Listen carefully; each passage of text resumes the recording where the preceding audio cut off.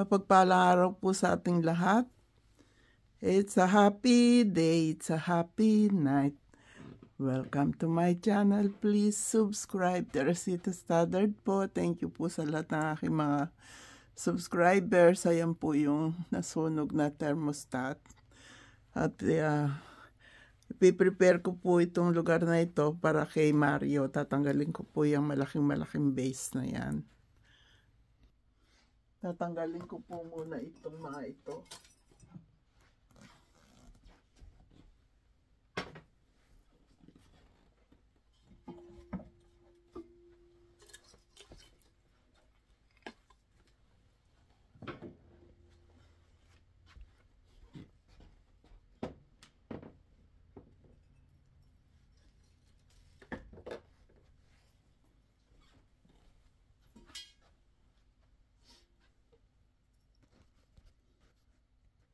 Susubukan ko po siyang buhatin.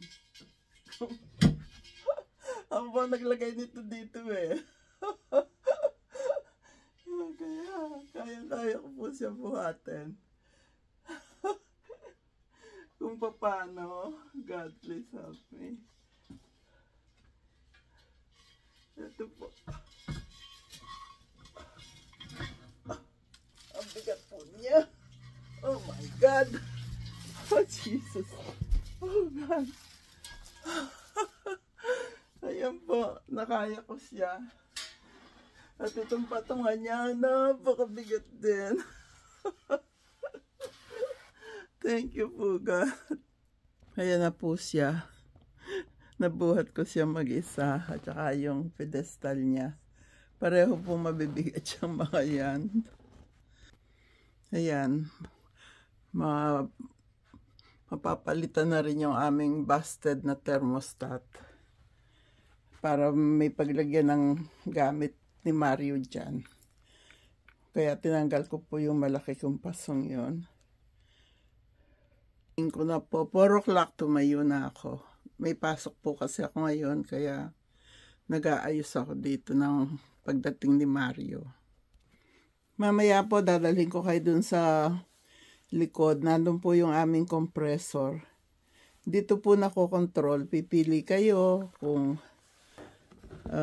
kailangan ng heater, yung heat, i-slide nyo lang po yung button.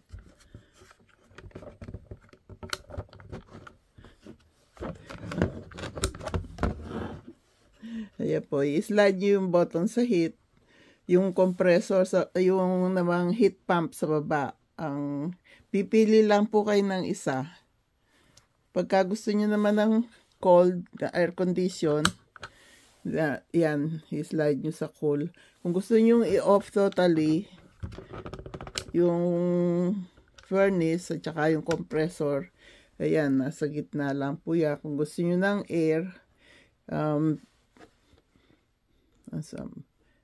ilalagay nyo din sa cold, tapos lalagay nyo siya sa mataas-taas na temperature para hindi po lumamig masyado bahay. Yan po. Dadaling ko kayo dun sa likod. Nandun po yung compressor. Bakit po napagsabay yung heat ayaw na pong tumigil? At saka yung nung mahigit 100 degree na po ang temperature din sa loob ng bahay namin, nilagay ko siya sa cool, nislide ko sa cool, kaya na-regulate po, hindi masyadong mainit sa loob.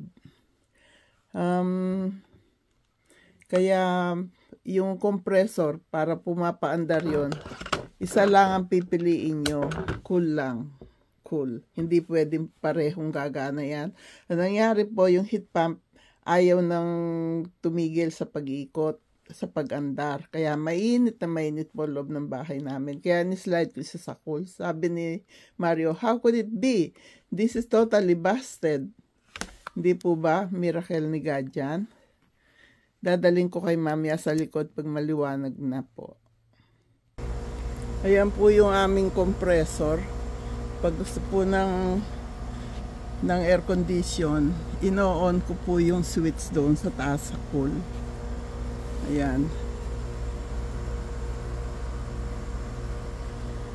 Paano nangyari yon? Di po ba?